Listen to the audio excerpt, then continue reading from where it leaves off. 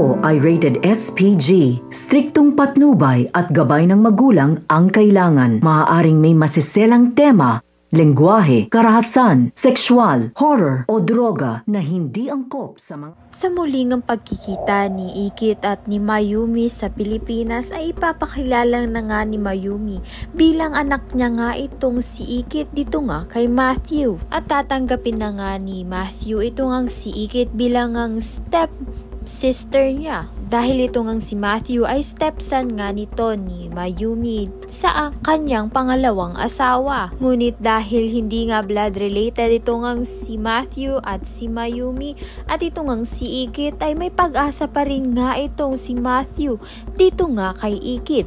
Kaya naman nga sino nga ang magwawagi ng puso nga nito ni Ikit?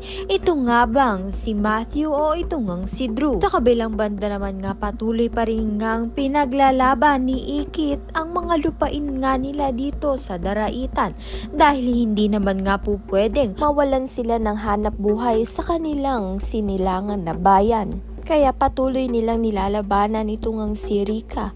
Mukhang si Rika nga mapapalaya sa Daraitan dahil nga hindi naman talaga sila taga Daraitan. Pinakasalan nga lang niya itong si Gani.